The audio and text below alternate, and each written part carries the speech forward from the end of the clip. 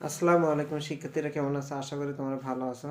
আজকে তোমাদের সাথে আমি 15টা ভার্ব লিখছি, বাংলা ভার্ব লিখছি, সেগুলোর ইংরেজি করব এবং সেগুলো কোন কোন শব্দ তাহলে প্রেজেন্ট টেন্স, কোন কোন শব্দ তাহলে পাস্ট টেন্স, এবং সেগুলোতে মোটামুটি একটা করে বাক্য তৈরি করার চেষ্টা করবো ইনশাআল্লাহ।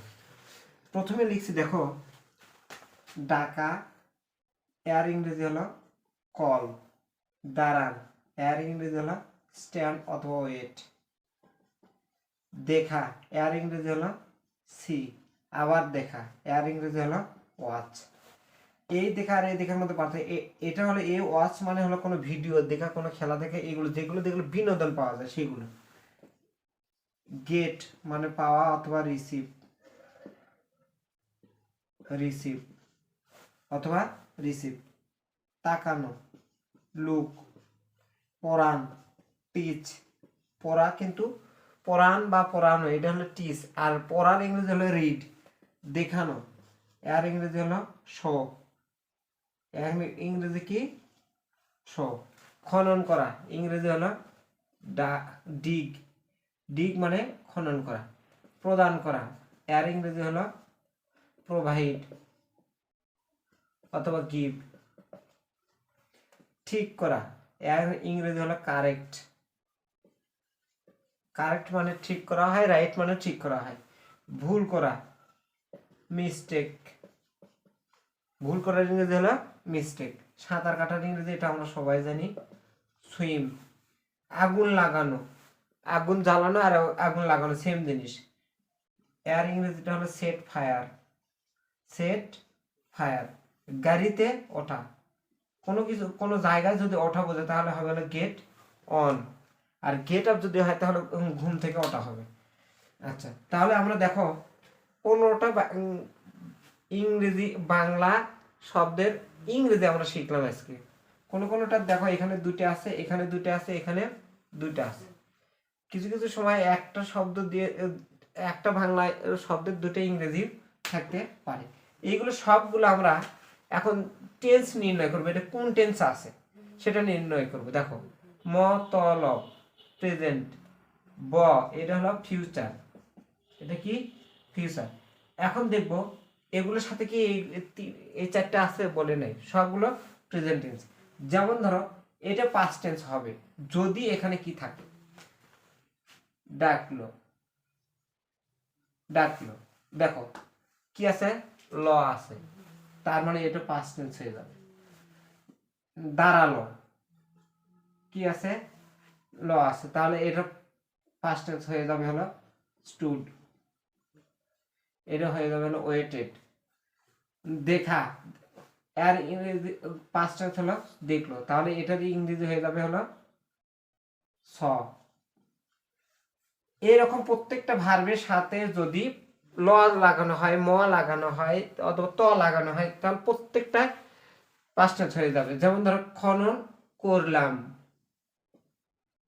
খনন করলাম, কি আছে, ম আছে, তখন পাস্ট টেন্স, তাহলে আর পাস্ট টেন্স ডিক, ড্যাক, ডাক। আচ্ছা, প্রদান করলাম, প্রদান করতো, এরকম ত যদি থাকে, ঠিক করতো, যেমন ধরো ঠিক করতো, তাহলে আর পাস্ট টেন্স হবে হলো কারেক্টেড। আচ্ছা, তারপরে ভুল করলো, ভুল করতাম, ভুলে মিসটুক, এর পাস্ট টেন্স হবে তখন হলো মিসটুক, মিসটুক।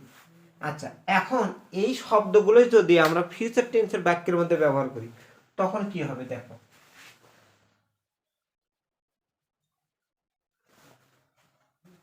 এটাও বাদ দিব, ডাকবো অথবা ডাকবে অথবা ডাকবেন। দেখো প্রত্যেকটাতে ব আছে, প্রত্যেকটাতে কি আছে, ব আছে, প্রত্যেকটাতে ব আছে।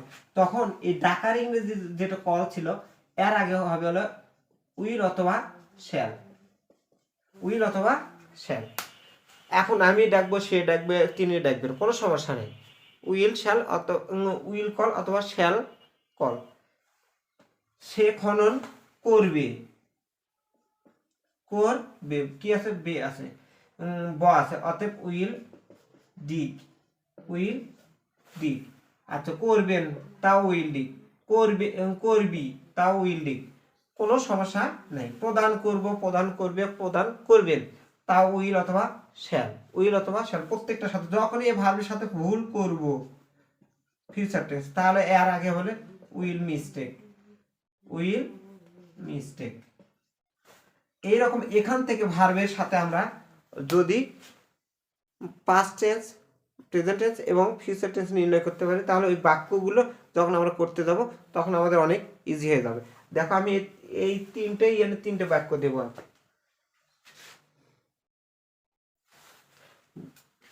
ভিউয়ার্স দেখো আমি তিনটে বাক্য লিখছি, এই তিনটে বাক্য আগে আমি আর ইংরেজিগুলো আমরা শিখছি, এখন বাক্যের মধ্যে তুলছি। এখন দেখবো আমরা বাক্যটা কিভাবে গঠন করতে হয়। বাবা ডাকবেন আমাকে, বাবা আমাকে ডাকবেন, বাংলা বাক্যটা এরকম ছিল, বাবা আমাকে ডাকবেন।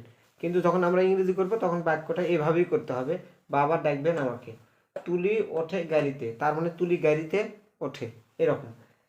তারা প্রদান করলো আমাদের একটি পুরস্কার, তারা আমাদেরকে একটি পুরস্কার প্রদান করলো। এখন আমরা দেখব যে এই বাক্যগুলোর ইংরেজি কিভাবে করব। প্রথমে দেখো, প্রথমে আমরা ভাত পাইছি, ডাকবেন, ওঠে, তারপর প্রদান করলো। কোন টেন্স আছে এখানে দেখো, ব আছে, তার মানে শ্যাল অথবা উইল, শ্যাল অথবা উইল আসবে ফিউচার। ওঠে এ কার আছে, অতএব ভার্বের সাথে এই জায়গায় থার্ড পারসন সিঙ্গুলার হলে ভার্বের সাথে অবশ্যই এস বা ইএস হবে, এস বা ইএস হবে। সেদিন আমি বলছিলাম সে, তিনি, এক ব্যক্তি, এক ব্যক্তি, এগুলো থাকলে ভার্বের সাথে এস, ইএস অথবা আইএস হবে। আচ্ছা, আর ল থাকলে তো পাস্ট টেন্স, ল থাকলে পাস্ট টেন্স। এখন প্রশ্ন করব, কে দ্বারা প্রশ্ন করে পাবো আমরা হলো সাবজেক্ট। কে ডাকবে, বাবা, ফাদার। ডাকার ইংরেজি হলো কল, ডাকার ইংরেজি কি, কল। কি আছে, ব আছে, অতএব এখানে উইল আসবে, কি আসবে, উইল কল। কাকে ডাকবে, মি, আমাকে। ব থাকার জন্য শ্যাল বা উইল আসবে। তুলি ওঠে গাড়িতে, কোথায় ওঠে, গাড়িতে। কে ওঠে, প্রশ্ন করো, কে ওঠে, তুলি, তুলি ওঠার সাথে তুলি এক ব্যক্তি, তাহলে ভার্বের সাথে এস বা ইয়েস। ওঠার ইংরেজি কোনো কোনো কিছু তো ওঠার ইংরেজি হলে গেট অন, যেহেতু এ কার আছে ওই জন্য এস। কোথায় ওঠে, গাড়ি, গাড়ির সাথে কি আছে, তে আছে, ওই জন্য এই জায়গায় অন দিয়ে আছে, on a car, on a কার। তুলি একটা গাড়িতে ওঠে। আচ্ছা, এখানে এটা প্রেজেন্ট টেন্স, এটা কোন টেন্স, প্রেজেন্ট টেন্স। দেখো মতলবের মধ্যে এটা নাই, এটা প্রেজেন্ট টেন্স, এটা ফিউচার। ল আছে, এটা পাস্ট, এটা পাস্ট। আচ্ছা, তারা প্রদান করলো, তারার ইংরেজি দে, তারার ইংরেজি কি, দে। প্রদান করার ইংরেজি প্রোভাইড, প্রদান করার ইংরেজি প্রোভাইড। ল আছে ওই জন্য পাস্ট টেন্স। আমাদের কি দিল, একটি পুরস্কার, এ প্রাইস। আমরা প্রত্যেকটা দিন চেষ্টা করে 15টা করে ভার্ব দেবো এবং 15টা ভার্ব দিয়ে আমরা 3টে করে বাক্য তৈরি করব। প্রেজেন্ট টেন্স তৈরি করবো, পাস্ট টেন্স তৈরি করবো, ফিউচার টেন্স তৈরি করবো। এইভাবে আমরা ইংরেজি শিখবো, তাহলে আমাদের ইংরেজি শেখাটা অনেক ইজি হয়ে যাবে। তারপরে আমি তোমাদেরকে আবার বলতেছি, দেখো যত ব আছে ফিউচার তখন শ্যাল বা উইল। ম ত ল যদি থাকে পাস্ট, যদি না থাকে সেটা প্রেজেন্ট। দেখো ব আছে, উইল ব্যবহার করছি। এখানে কি আছে, ল আছে, দেখো ইডি ব্যবহার করছি, ডি ইডি টি, এগুলো যদি যোগ হয় ভার্বের শেষে তাহলে সেটা পাস্ট টেন্স হয়। যেহেতু এই দুটোর একটাও নাই, এটা প্রেজেন্ট টেন্স।